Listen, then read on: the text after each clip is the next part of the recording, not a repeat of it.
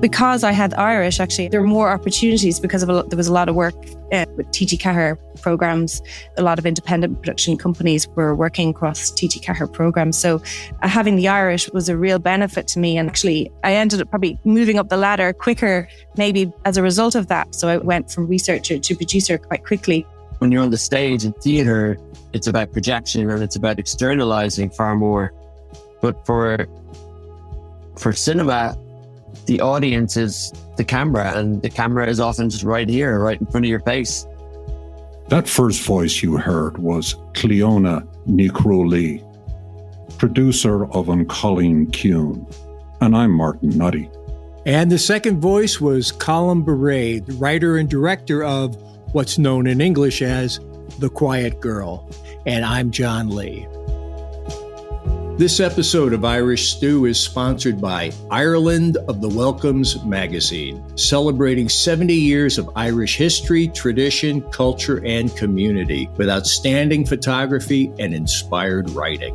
Get Ireland of the Welcomes delivered to your door or give a gift subscription and keep the Irish legacy alive for generations to come. Subscribe today online at irelandofthewelcomes.com. Hey, welcome back to the latest episode of Irish Stew, coming to you from New York City. Actually, not really sure where our guests are or have been lately. They've been on the move with a project that's taking them around the globe. But before we go to them, let's head over from the west side of Manhattan to the east side and bring in our co-host, Mr. Martin Nutty. Hey, John. Great to be back on Irish Stew again. We're talking on Thursday, October 20th, and I'm delighted to be joined today by Cleona ní Chrualaoi and Colm Bairéad. They are respectively the producer and director of An Cailín Ciúin. For those of us that may be linguistically challenged, An Cailín Ciúin is the Irish or Gaelic for The Quiet Girl. And The Quiet Girl is a movie phenomenon. I can't even say that. Phenomena. That is receiving rave reviews from both critics and viewers. One indication to my way of thinking about how successful this movie is proving to be is it was released in Ireland on May 12th. And I looked up, courtesy of Google today, to see how many theatres it was playing in Ireland. And there's quite a few. I counted 5 or 6 in Dublin. So I'm not sure how many weeks that is from May 12th to October 20, but that's a pretty long run for a movie to be active in the theaters. And it is a testament to how successful this movie is. So when it did its global debut, I believe was in Berlin, and the movie won a Grand Prix prize, and subsequently won numerous IFTAs, which are the Irish Film and Television Awards, beating out Ken Branagh's Belfast. And what's most interesting about this film is that it is actually all the dialogue, pretty much all the dialogue, is in Irish or Gaelic. And going forward, I'm just going to simply call it Irish for simplicity purposes. So with that, I would like to welcome both Colm and Cleona. Welcome, guys. Hey, Martin. Hey, John. Thanks for having us. Welcome aboard. Good to have you. Thanks very much for having us. So I'm going to just kick this off with a question, a hypothetical question. And let's start it this way. Ireland is acclaimed for its short story writers. Is there a particular author and story you would like to bring to the screen? Netflix calls you up tomorrow and say, hey, I'm going to give you guys $20 million to make whatever film you want. What's your choice? That's a tough one. I mean, there are so many writers that I would, Irish writers that I would admire greatly. Claire Keegan being pretty much top of that list, and I guess we've already had the privilege of adapting her work, so. But certainly, like I'm reading John McGahern's collected short stories at the moment, and there's a few in there. I kind of have my pen out and I'm kind of marking off a few as I go. But yeah, we'll see what happens. I mean, I think in terms of our next project, it's probably going to be something that it'll probably be an original, something that I'm writing myself. But yeah, time will tell. There's been a lot of interest from a lot of different parties, and a lot of authors actually sending me their books, and so we're kind of assessing those as well, and seeing what fits. And Cleona, are you going to twist his arm in any one particular way, or how do these decisions actually get made? I should add that Colm and Cleona are actually not only professional collaborators, but they are actually married to each other. So there's no escape from the decision process one way or the other. Definitely not, no. Well, I think at the end of the day, it really comes down to Colm having a passion for the material and wanting to adapt it, and having a vision for a particular piece of work, so really it's kind of down to Colm's call, and obviously, like, if I'm really interested in the story as well, and feel like it could make a great film, I'm all behind it. Like, I remember reading Foster for the first time back down the back garden. It was a really hot summer day, and Colm had just read it, and he said, "You have to read this. I'd love to make a film of this." So as soon as I'd read it, I was blown away by it, and immediately started trying to see if the rights were available, and thankfully they were. So so we're always open to all kind of literature, and I guess at the moment we're kind of more focused on developing original material, and hopefully getting another film off the ground. So I'm going to roll the clock back a bit. We like on Irish Stew to talk origin stories, and given the nature of An Cailín Ciúin and it's central to that film is the Irish language itself, I'd like to understand a little bit about both your Irish stories, Irish language stories. So can you tell us a little bit about that? As far as I know, Colm, you grew up in Raheny on the north side of Dublin, but I believe your father was a Gaeilgeoir and your mother probably spoke English to you. Is that correct? Yeah, actually, I spent the first 16 years of my life, I was a little further down the road. I was in a place called Donamead. Okay. So that's where I grew up. Yeah, we moved to Raheny then when I was 16. But yeah, you're right. My dad just always spoke Irish to us growing up. It was it's literally my father tongue, as it were. And then my mum spoke English, so it was a completely bilingual domestic existence. And at the time, I was a bit sort of self-conscious about that. It's because, as you know, Dublin is not an Irish-speaking area. It's not a Gaeltacht. It's an English-speaking city essentially, and in a Dublin suburb in the north side of Dublin, speaking Irish and throughout the 1980s was certainly a sort of an unusual thing, and it made you stand out a little bit. And at that age, you don't want to stand out. You want to be like everyone else. So I had a complicated relationship with the language when I was young. And I would have actually spoken English mainly back to my father, which I'm sure to his own sort of private dissatisfaction. But it's sort of, I suppose, as the years went by, you come to realize that actually what you've been given is a real gift. To give a child a second language is a beautiful thing to do, and particularly when you're learning your own indigenous tongue, which is, there's so much of us as a people that's kind of embedded in that language, and even in the way that we speak English, it still carries all of these inflections and elements of syntax that belong to the Irish language. And I'm very proud now to be an Irish speaker, and very proud of that part of our heritage, and very passionate about trying to preserve it and trying to encourage people to embrace it. And I guess our film has gone some way in terms of furthering that conversation, as it were. Yeah, it was interesting. I was kind of cruising through your backlist, And fortunately, you made some of it available on your own website, colmbairéad.com, I think. And you have a short called Macha Nahar, which is, again, translated to his father's son, which I think probably captures a lot of that tension growing up in Dublin, and a father that's speaking Irish and a kid that, I don't want anything to do with this, There's a real moment of beauty in that film, when he sings our Nahar, our father in that. It just blew me away. I just thought it was stunning, and so any of our listeners, take a look at Colm's site and watch that short. It's there's a moment in there that's just tremendous. Thanks. Yeah. So that, as you can tell, that short is quite autobiographical, I guess. With the exception of the boy singing beautifully the Ornar.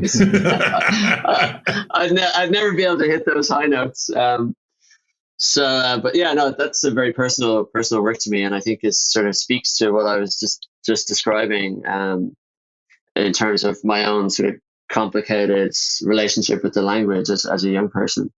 But yeah, I've grown up a bit since then, I guess.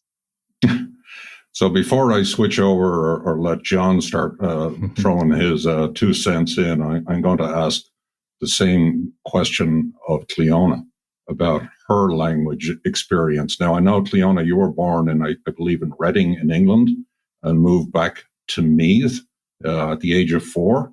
I know you went to school in Rathcairn, which has particular significance to anybody that knows anything about the language. I don't know if you actually grew up in Rathcairn, but I'm interested to hear about this. Yeah, sure. I was born in England, as you say, to Irish parents. My mum is from Donegal, and she's a native Irish speaker from near Downings. And my dad he's passed away now, but he was from West Cork. So opposite ends of the country. And they met over in London and got married and had 3 children. And I think they always wanted to bring us back to Ireland and raise us as Irish. So in the early 80s, we came back and settled in Meath, halfway between Donegal and Cork. And, I think for my dad, he wanted to be close to Dublin for work and that. So, they just landed in the middle of Meath in total, in the middle of the countryside, really, like 2 miles from the nearest village, 7 miles from the nearest town. And we at that point, I didn't speak Irish. My mum, as I said, is a native speaker from Donegal, but I guess, or having our early years in England, maybe it wasn't the thing to do at the time to speak Irish in England, particularly with what was going on in the north and that. And she just didn't speak it. And, she would always use the cúpla focal around us and that. So we were always exposed to it. And when we would go to Donegal, I'd hear my mum rattling off in Irish, to all her sisters and her brother and that. And it was, we couldn't understand them at the time. It was very thick Donegal Irish.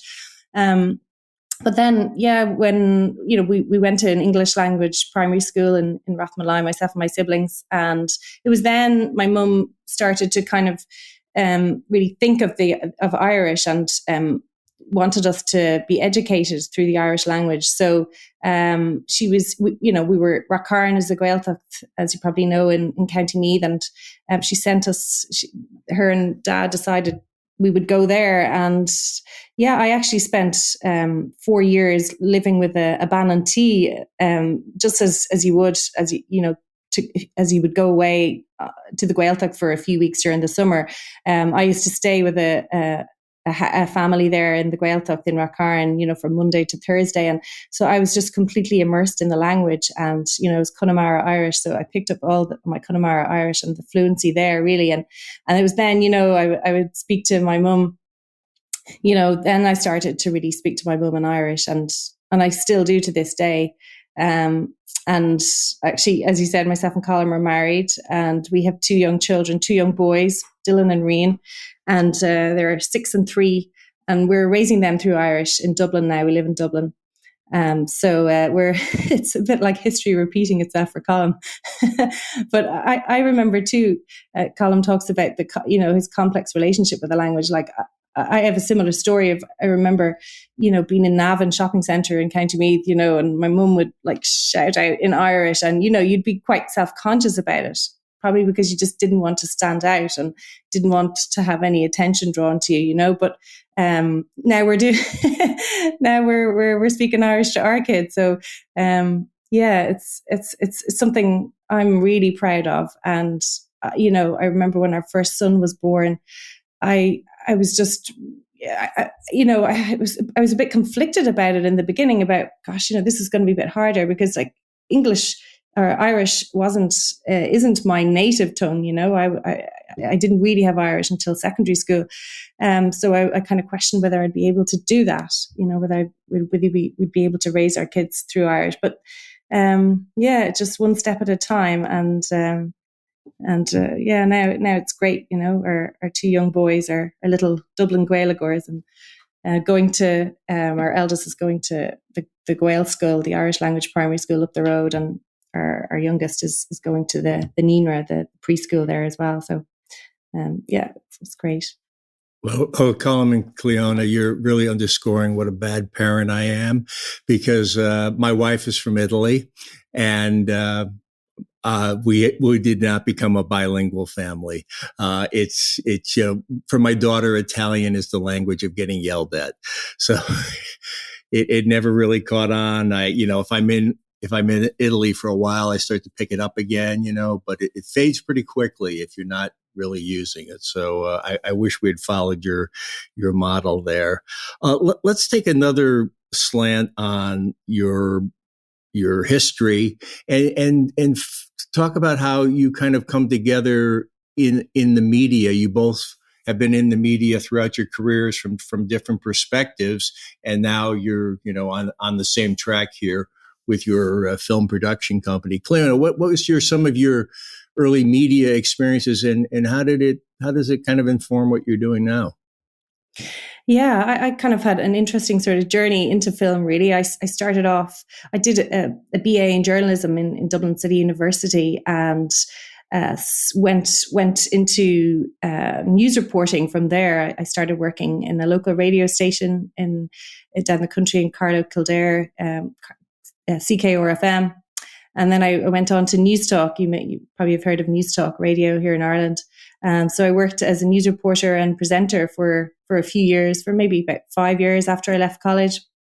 And then I went away traveling for a while and came back and decided I'm not sure if I want to go back to a fast-paced newsroom again. It was quite intense, and the working hours were, you'd be working early mornings and late nights at times. So I decided I wanted to do something a bit different, and started working as a researcher in television. And but because I had Irish, actually, I ended up getting, there were more opportunities because there was a lot of work, with TG Cahir programs. A lot of independent production companies were working across TG Cahir programs. So having the Irish was a real benefit to me. And actually, I ended up probably moving up the ladder quicker, maybe as a result of that. So I kind of went from researcher to producer quite quickly. And I started working on docudramas and factual programming and that. And that's where myself and Colm met. We met in 2009, working on a TG Cahir docudrama series about state executions, and so we were reconstructing murders from the 1920s and 1940s, and so romantic. So we kind of that was an amazing experience, though. I suppose it was my first exposure to drama, even though it was quite low budget and everything. But I absolutely loved like that, just that whole experience of working on those early docudramas. So after that, then we continued kind of freelancing for different companies, and we set up our own company, Inchgale, in 2012. And at the same time, we were freelancing, and And then I suppose it was about maybe 5 or 6 years ago, we started really trying to develop feature films and of course the Cine 4 scheme that was set up by TG Cahir and Screen Ireland and the Broadcasting Authority of Ireland. That was around that time, 2017, and we were just eager then to really get a feature film off the ground. And because we had a great relationship with TG Cahir as well, it was a really good opportunity for us to break into the world of feature films. And of course, Colm can talk about his own passion for wanting to get into working in film. I remember my grandparents came from Ireland, and the only one I knew at one point mentioned, about talking about the Irish language. He said, well, English was how you got ahead. And for you, it turned out to be, in a way, a little bit different. Irish was a calling card for you. Colm, what in media grabbed you, and what were your early experiences, and give us a little bit of a sense of your progression to this day. Yeah.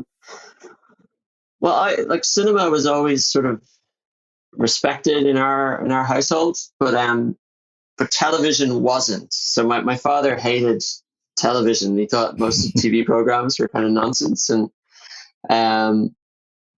what happened was one year our TV set broke, and my dad was delighted, because he thought, okay, this sort of evil thing is out of our house. But he made a deal with us that he would bring us to the cinema once a month.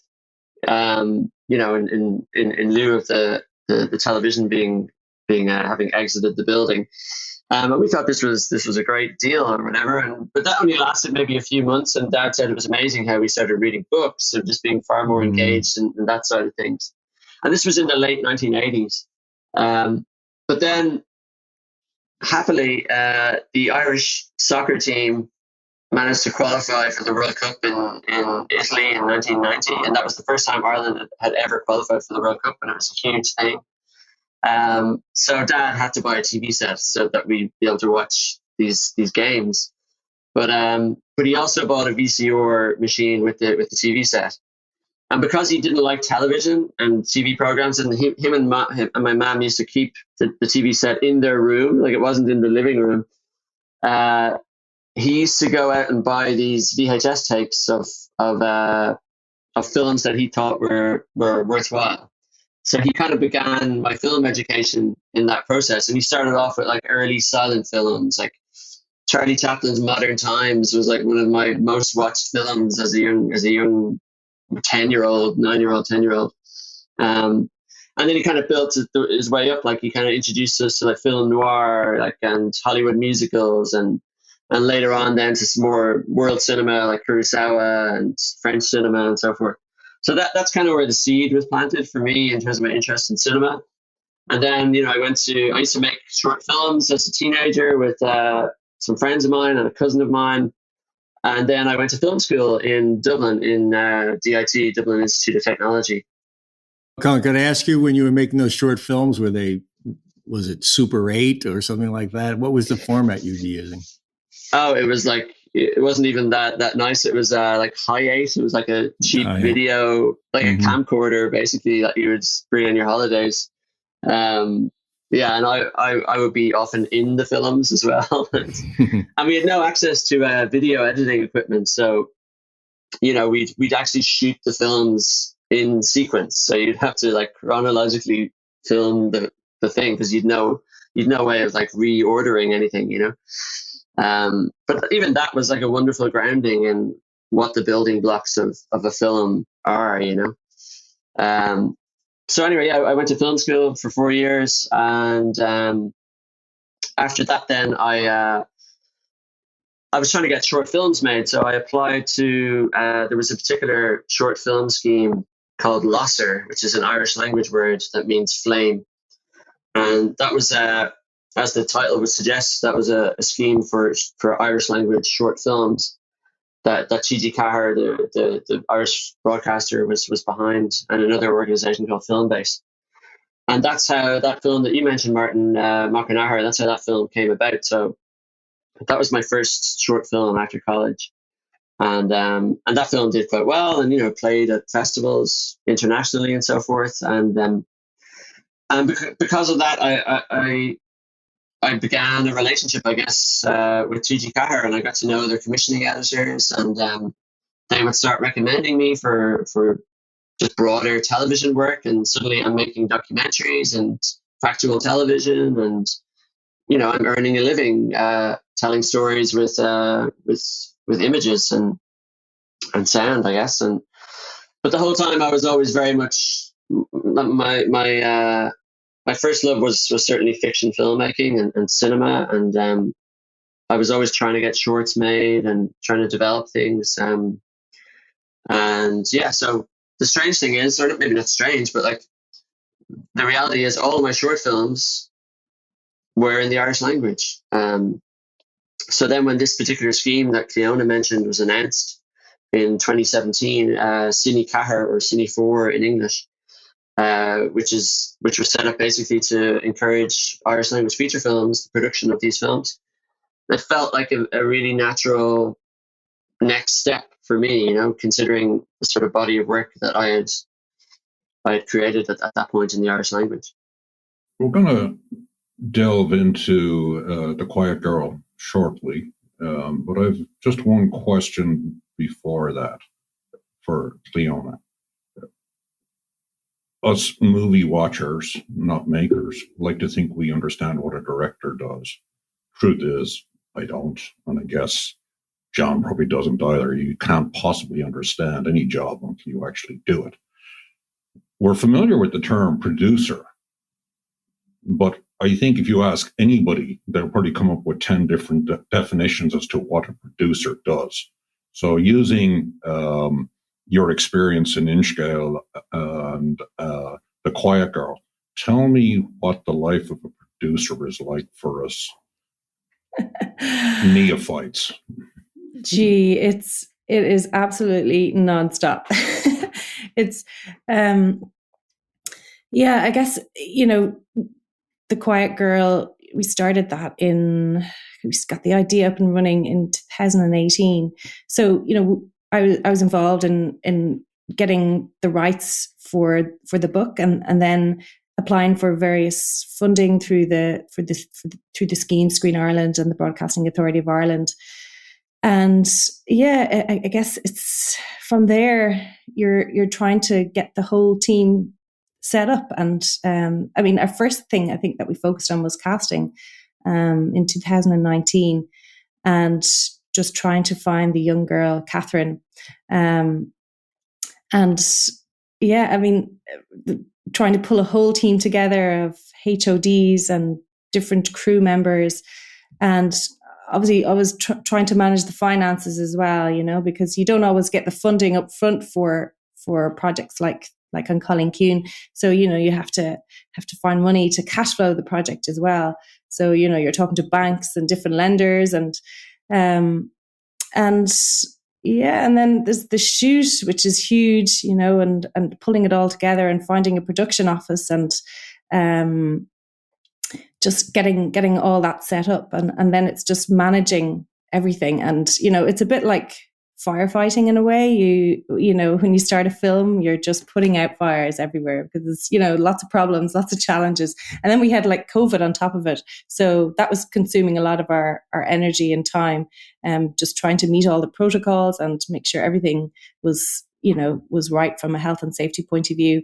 And then, you move into the edit stage, and, there's all the kind of logistics around that.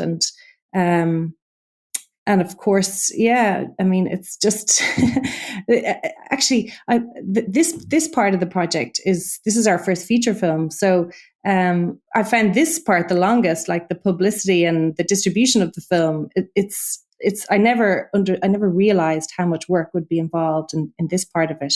There's just a huge amount involved from like a legal point of view, and just we're selling the film all over the world now.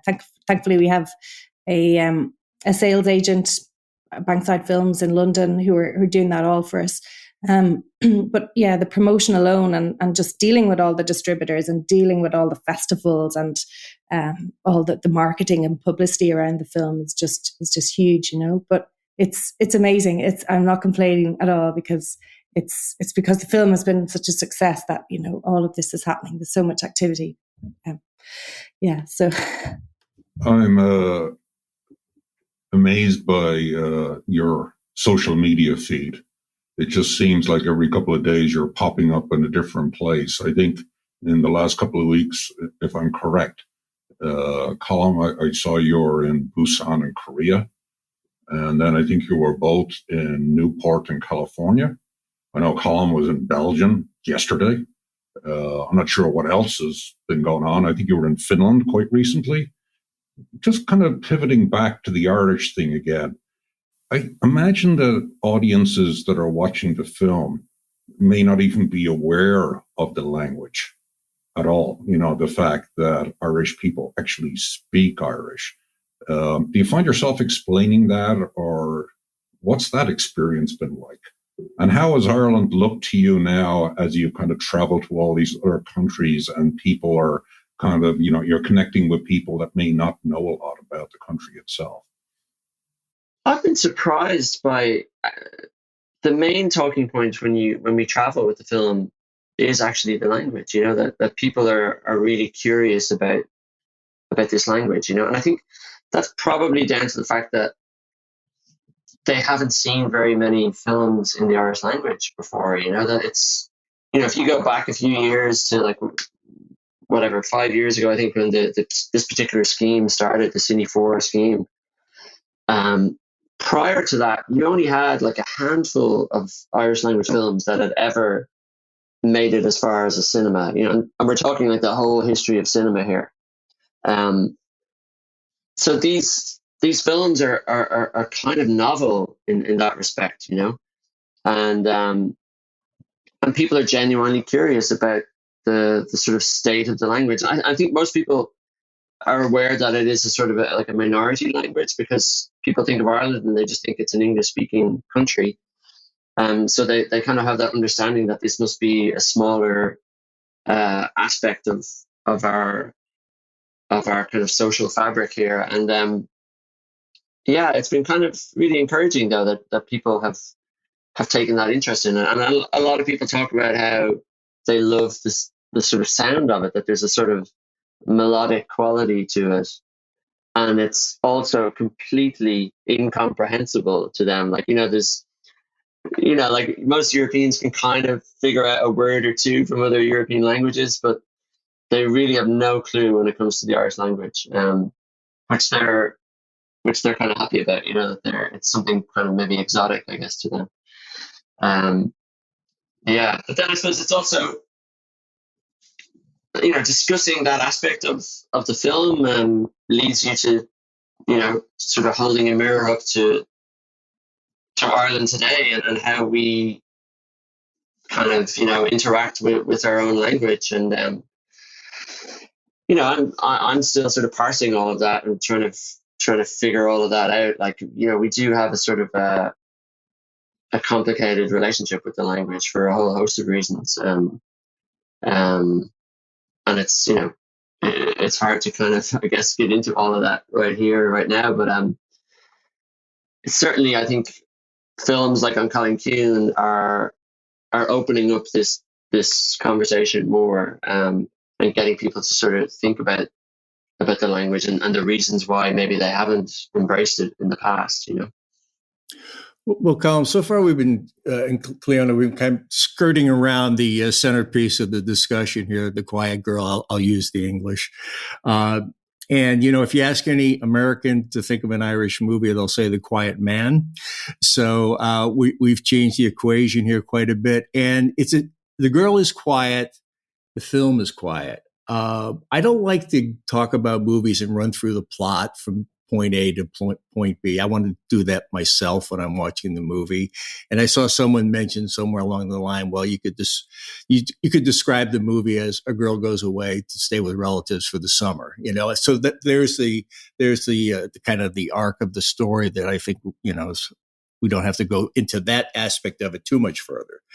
But the silence that was in the movie, the quiet, it gave me time to kind of look around and appreciate the colors and the textures and the grass and the trees. In a way, there was the dialogue was fairly limited. There was a lot of other storytelling that you had to do beyond the Irish language.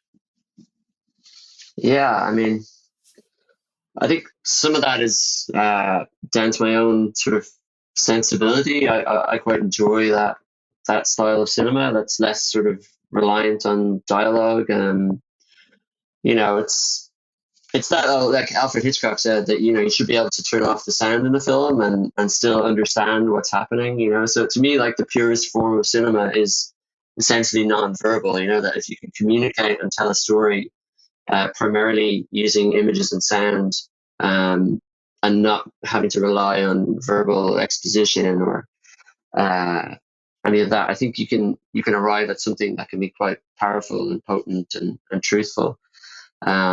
Now, you know, there's obviously many ways of skinning a cat. Like, you know, there's lots of great films that have lots of dialogue in them as well. I mean, you know, you couldn't exactly have All the President's Men, you know, without dialogue, for instance. But it's just I think it's my own personal sort of preference is to, if possible, to tell a story in that way, you know. But it's also, I think, you know, there are lots of different silences in this film. Like, you know, you have the silence of fear, and you have the silence of shame, and you've the silence of grief, and then in a strange way you have the silence of love as well. And each of those silences, to me, are kind of reflecting and reflective of the Irish society that's being presented in the film. And I guess, like, to take one example, like the silence of love example, the film is in many ways about how, as a people, we haven't always been the best at sort of articulating ourselves emotionally, you know. And that's kind of, I suppose, embodied particularly in the male characters in the film, the two father figures, where you see that those expressions of affection are almost entirely gestural, you know. So whether it's like the sort of her biological father, who's unfortunately not doing the best of jobs, but even his attempts to show any kind of affection is expressed through, you know, he puts a bet on Waterford when he's bringing her down to County Waterford, and that's his own sort of broken way of expressing affection towards his child. And then, of course, you have the famous now famous biscuit scene with the surrogate father, which is also saying a lot, you know. So, you know, for all those reasons, the silences are kind of integral to the film, you know. There's two other observations I have at the film. I'm trying to figure out the right way to say it because it sounds like it could be a negative, but I mean it in a very positive way. The cast did not seem like they were acting. And, well, let's leave it at that. The cast didn't seem like they were acting. And I mean that in a good way. I'll mention the other thing, too, because maybe they'll flow together. The movie did not seem overtly to me like 1981. It wasn't a period piece. A lot of period pieces, the ones that win the Oscar for the best costume, they're like too on the nose. They're too much that way. It's inescapable. To me, the most period piece was that knitted shawl or cape that the girl was wearing after she got some new clothes. But am I striking a chord here with the way the ensemble cast worked and the way the time was set? Yeah, certainly. I mean, it's funny you should say that, because the cast used to say that. Like Carrie Crowley used to say, it didn't feel like we were acting. And I think that's indicative of how kind of immersed in the roles they were and how connected to the material they were. I know Carrie, for instance, was a huge fan of Foster and of Claire Keegan's original work before the film. But But I think it was also down to the fact that, like, you know, you look at the house that we filmed in, the Kinsella house, which Cleona herself found for the film, because it was all filmed in County Meath, which is Cleona's home place essentially. But that house alone did so much work for the actors in terms of, like, they would come into that house and they would put on the clothes, and, you know, even though there's cameras there and there's crew and all the rest of it, it really helped them just to feel like they were inhabiting these characters and this world, because it was so utterly authentic. Like, we had very little to add to that location, because the farmer who lives there has never modernized the house. So all of the details of that you see, like in the kitchen, like the flooring and the tiling and the old range, you know, the old kind of cooker, and all of that stuff is extant. It's all there. And I remember when myself and Cleona visited that house for the first time, we literally felt like we had stepped into the story. And we were so determined to get this house and have this house be part of the film. It was as important almost as the casting. So yeah, I guess that was in terms of your question regarding the acting. And then the other thing, yeah, that's interesting as well about the period, because I know what you mean about films being kind of too on the nose, and we certainly we didn't want to sort of fetishize the past, you know what I mean, and really romanticize it. It was just about trying to, as with everything in the film, it's trying to present a sort of something real, you know, and not just hammer the audience over the head with it. And also, you know, when you read Claire Keegan's Foster, there's a sort of timelessness to it, where you're not quite sure when you start reading. You really don't know what era you're in. You're like, this could be the 40s or the 60s, and it's only later on when someone mentions that another hunger striker has died, and then you suddenly realize, oh wow, this is 1981. But then that's completely truthful in terms of, like, you know, the Irish countryside in 1981, you would have had like kitchens that felt like they were from the 1960s, and all the cars would have been from the early 70s. Like, people weren't changing their cars every year, and, you know, so it was really important to us that the film would have that sense of sort of lineage sort of built into it, that there is all this textural detail that's correct and that's harking back to these sort of previous times. But that we wouldn't, as I said, fetishize it, and we wouldn't sentimentalize it, that we just sort of present it and it's there. And, you know, people who grew up in those environments can see things and pick up on things that they know are accurate. So, you know, we've had a lot of people like on social media and stuff talking about how, oh, I had those exact same cups when I was growing up in rural Ireland, and or with that bowl in the background in the kitchen, my mother had that bowl, and, you know, all these kind of things. And so Irish people have really connected to the paraphernalia in a way of the film. But the film isn't making a point of that stuff. Like, we kind of hold it at arm's length, I think. But it is there if you go looking for it. So I have a question for Cleona, and as you mentioned, Colm, the house featured in the film is a character. So obviously that had to be a producer job to track that down. How do you go about saying, I want this kind of a house, and find people that are willing to allow you to come in and inspect their house? And what's the mechanics behind all that stuff? It seems like an odd kind of request. I hear you've got like a house that hasn't been upgraded, and it's kind of like blah, blah, blah, right? How does that work?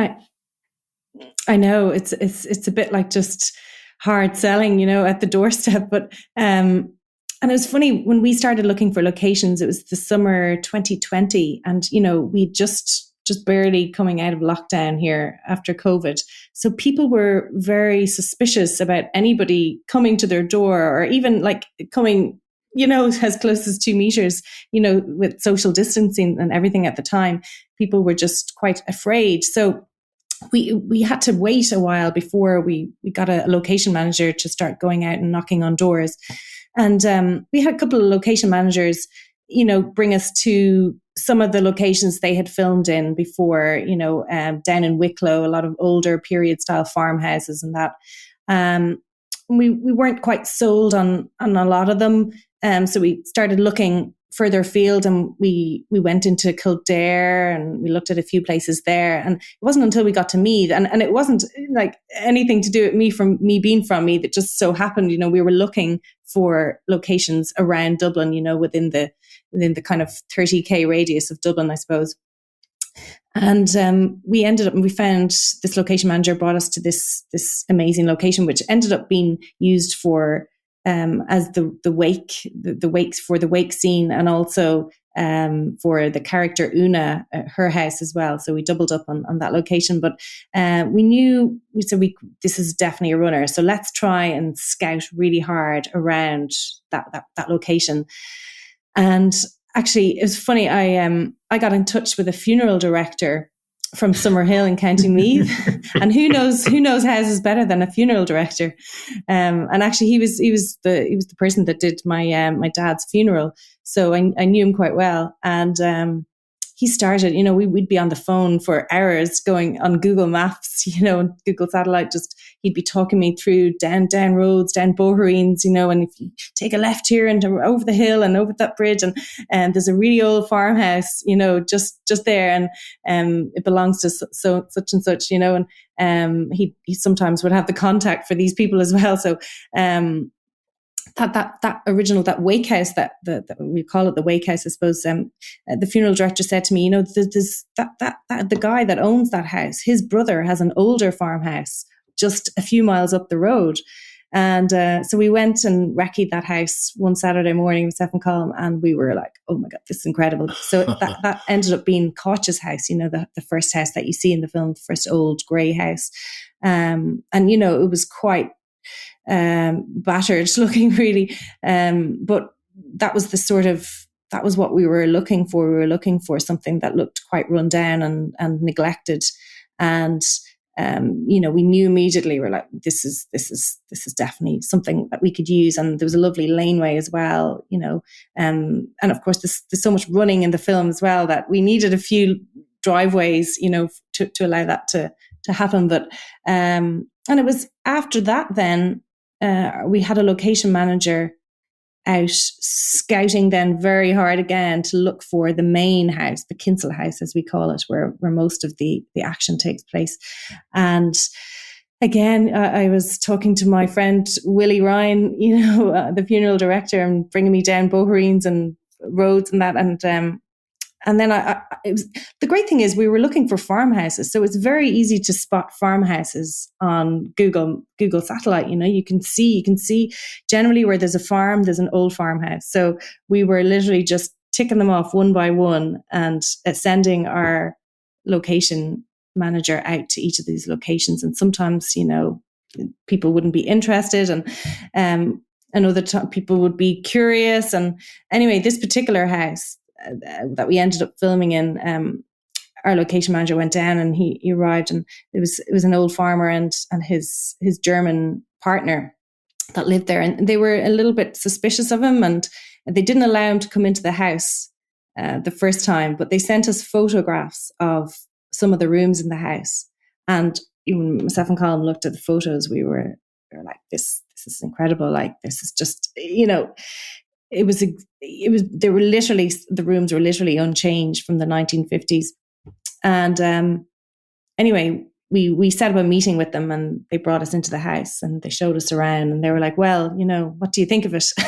And we were just blown away by it. We were so excited about it, and we thought like, wow, this is just perfect. It was I don't know whether the story was written for the house or the house was just so perfect for the story. It even had the cattle grid, and the tree-lined avenue leading down, on the driveway, exactly as it was in Clara Keegan's book.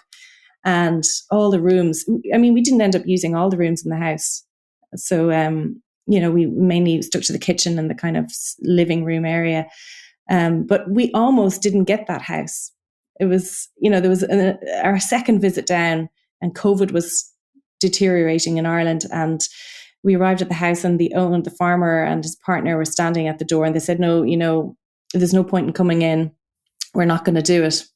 And we were so disappointed. We just, we really put our heart. We didn't leave. Yeah, we just didn't leave though, right? We just stood there. We wouldn't leave. Yeah, I mean, we eventually talked him around. Yeah, I think, Colm, you said, something about how, wouldn't it be wonderful to preserve your house on film, And so, we brought out the book, Claire Keegan's book, and we talked and talked, and I think we stayed for about an hour, and eventually they agreed, and it was just amazing because that it made the film, really. I think that location and just it was just so authentic. Yeah, I've got to say the tree-lined avenue was absolutely spectacular. And just kind of turning back to John's comment about the quietness of the movie, and you can't talk about this film without talking about the astonishing performance of Catherine Clinch, and how much of the acting she has done is nothing to do with dialogue at all. And one of the moments of true joy that I felt in the movie is her running down that avenue as Sean, her foster father, if you will, at the time, times her, and the joy in her face is just, what more can you say? Like, how does somebody that age communicate that well across film? How much direction does it take, or is it just extraordinary talent that's innate? It's more the latter, to be honest. Catherine she's a very special young lady, she, from the very first moment we saw, like the first time we saw her was on a small video that her mother had sent in, it was like a self-tape. And we were just completely captivated by her. And she had this kind of extraordinary ability to sort of push all of the emotion inwards, which is to me like what great screen acting is. It's about, like, when you're on the stage in theater, it's about projection and it's about externalizing far more.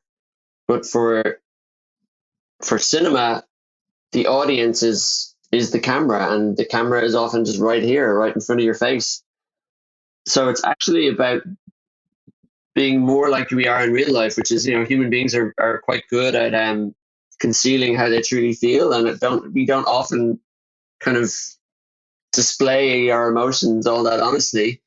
So it's about pushing things inward, and Catherine, and that's particularly true in terms of the character of Coet, who's learned to sort of hide her emotions, and who's kind of she's been compromised emotionally, as a young person, and Catherine just had that understanding from the get-go that this is what this character was, and it's almost like she understood that this is what cinema does. This is what the camera does, and this is what I do, or what I don't need to do.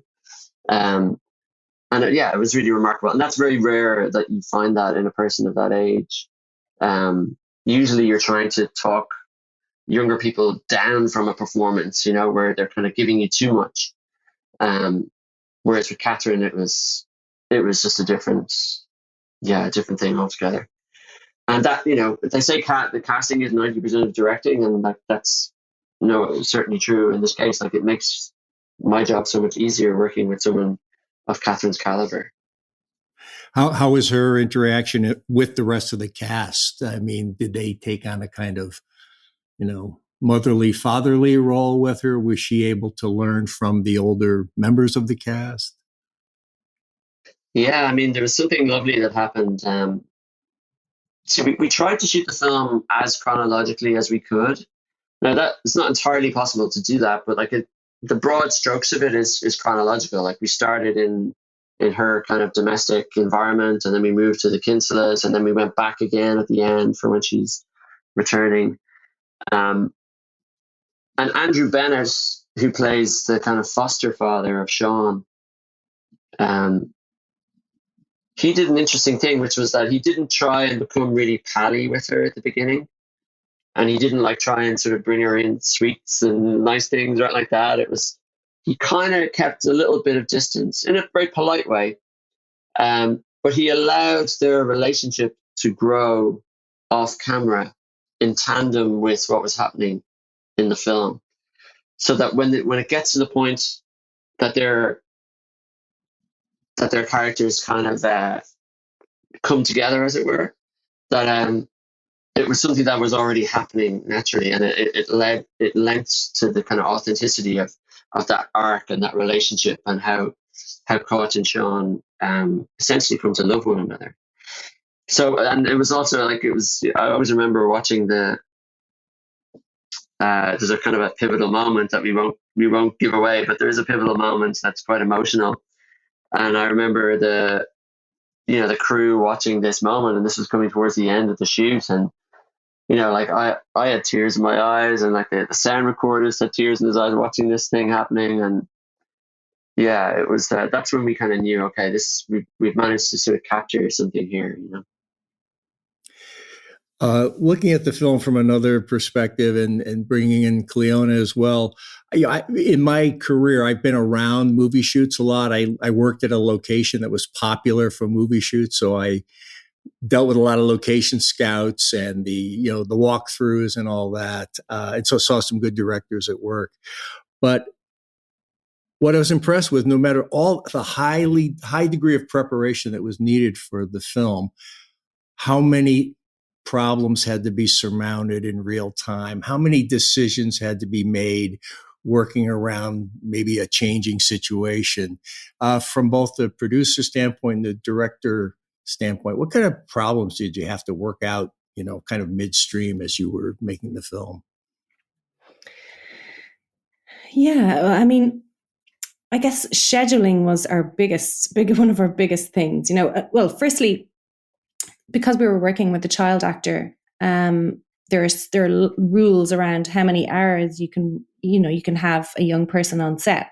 So it's 7.5 hours you're allowed to have a young child working on set, and they have to have a break every 45 minutes, and they have an hour for lunch and that. So really, because Catherine was involved in every scene, that was a huge challenge to try and fit all of her scenes in the time that we had. So it meant that like Colm and Kate had to be very inventive about how they're going to shoot a scene. So basically, we'd have to shoot bigger scenes at the beginning and the end of the day, where we could shoot the other actors' coverage, either before Catherine came on set or after she left, So, I mean, that's where the adult actors did incredible. Like Carrie was like acting to kind of a pole a lot of the time, like a C-stand or something, because Catherine wasn't there.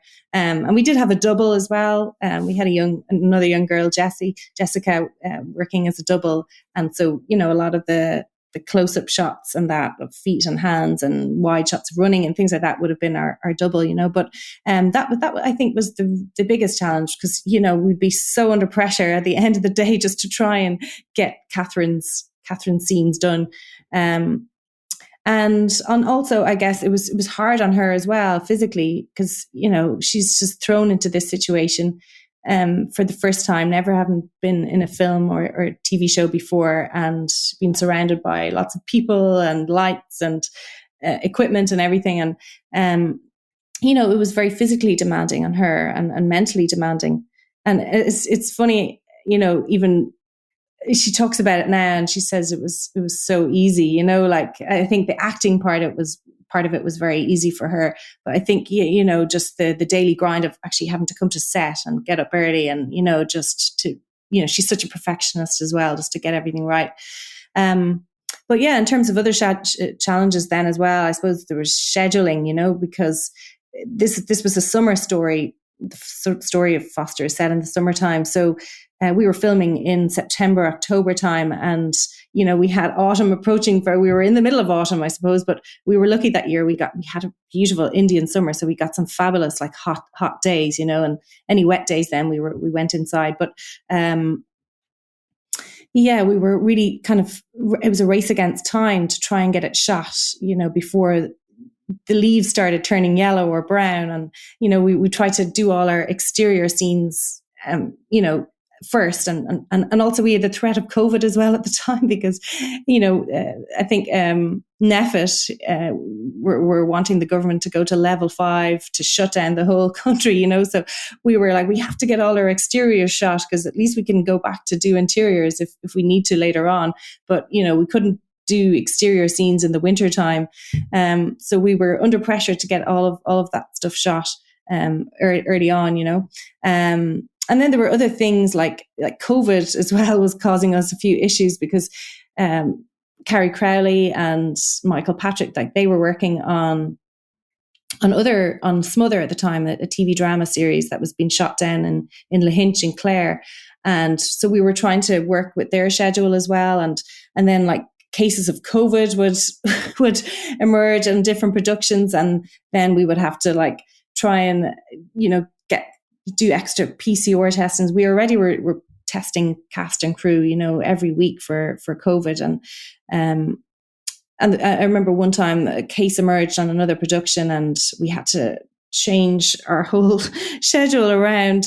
And we were meant to pull out of the main farm location and bring our marquee and move our whole unit base to another location that day. And we had to change plans, and, we had to film our beach scene earlier than we had planned for. And so that was a big scramble trying to get the beach scene organized on time. But actually that was one example of where it worked out for the better, because where we filmed the beach scene in Rush, in a beach in Rush, County Dublin, and we got the most amazing serene night.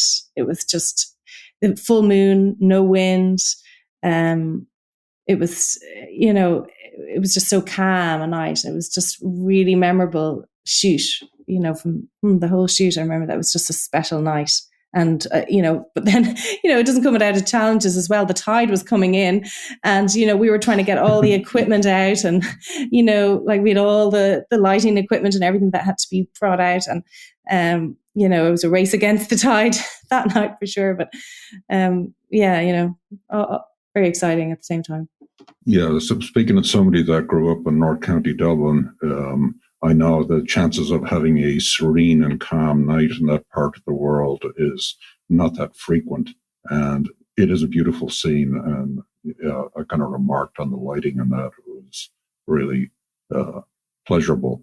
But we're kind of coming to the end of our time. I've got one more question, and then maybe we'll introduce our shameless plug.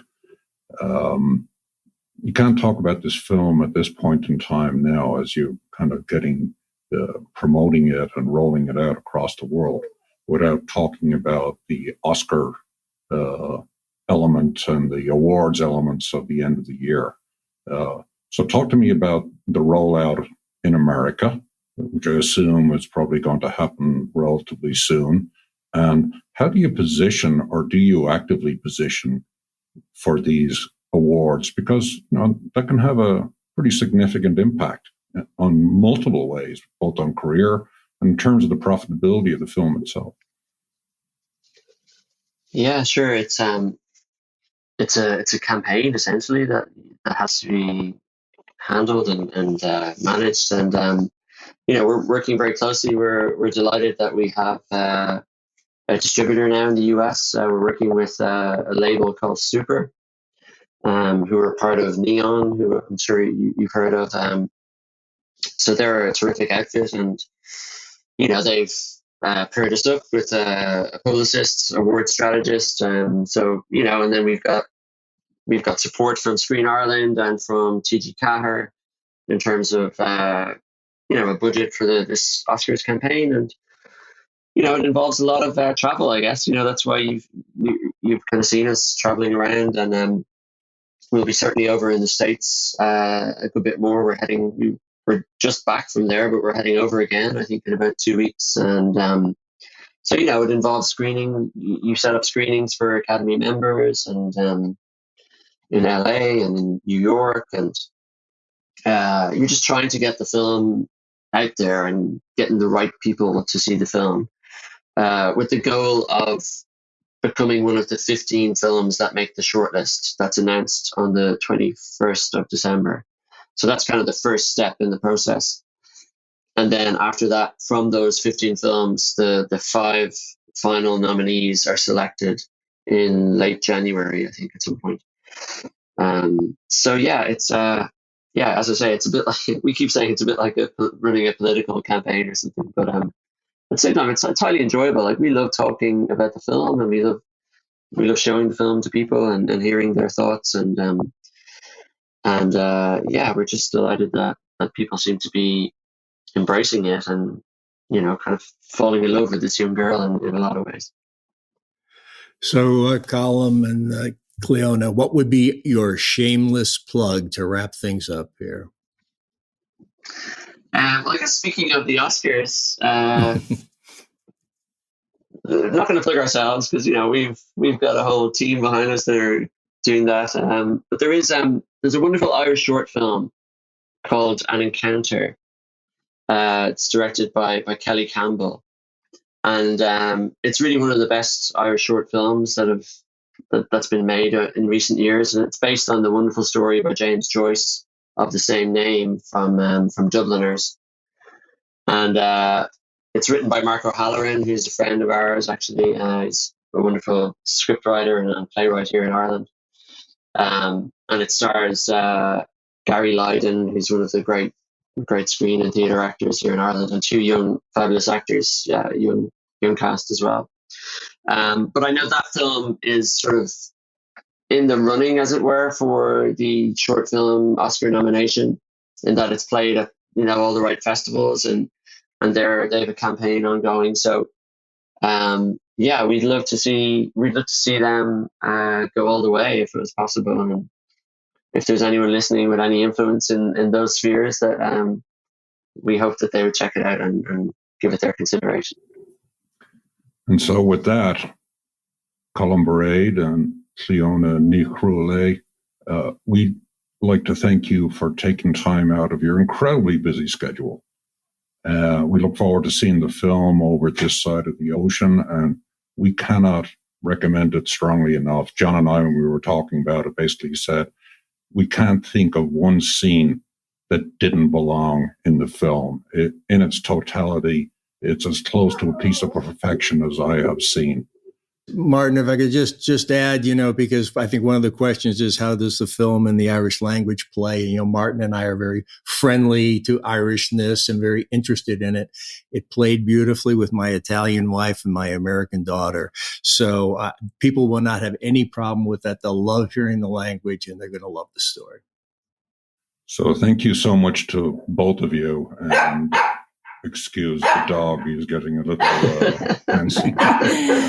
Which probably means it's time to wrap it up. I think the monkey is saying, on cue. Enough of this. Well, thank you very much for your time, and thanks. It's been such a pleasure talking to you both, and really enjoyable chat. Yeah. Gur míle magadh, guys. Thank you very much. Gur míle magadh. Thank you. Slán. Two people trying to paint a house. Two people trying to paint a house. Arms too sore to dry cover our mouths. Two people trying to paint a house. Well, Martin, it's time for really our own Seamus plug. This is where we ask our listeners to lend their support to the Stew. And this week, we ask you to subscribe to Irish Stew, or if you're on Apple Podcasts, to follow Irish Stew. There's really no better way than subscribing or following to help us keep serving up this podcast. Now back to this episode. A real treat for both of us, I'm sure. And we hope it was a treat for our listeners to get this chance to explore a beautiful film through the eyes of its creators, Colm and Cleona. Yeah, like you, John, I was smitten by a film, and I've been looking forward to seeing it, observing all the press that surrounded it. And a lot of times when you anticipate going to see a new movie, sometimes you end up being disappointed. In this case, my experience was absolutely the opposite. What I think I saw was an absolutely remarkable film without an excess frame in it. Everything made sense to me. It hung together in the tightest possible way. And the additional benefit of this film, from my perspective, is it was done through the Irish language.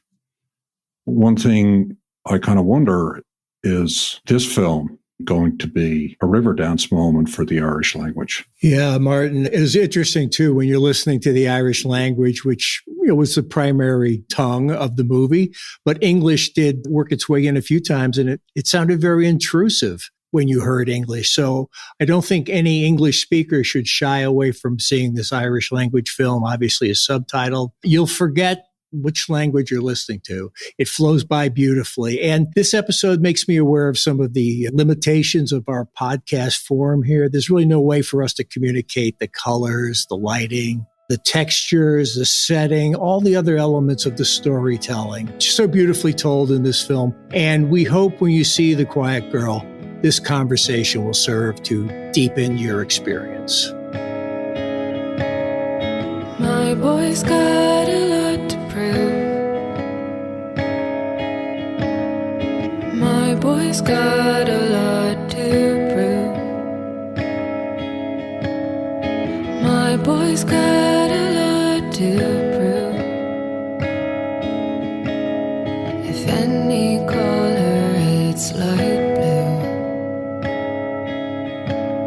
He seems to want all sorts of things that I could do without.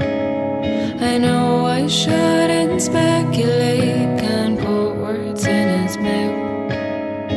My boy's got a lot to prove. He says I can't talk, I'm proven to. Two people trying to paint a house. Two people trying to paint a house. Arms too sore to try cover our mouths. Two people trying to paint a house.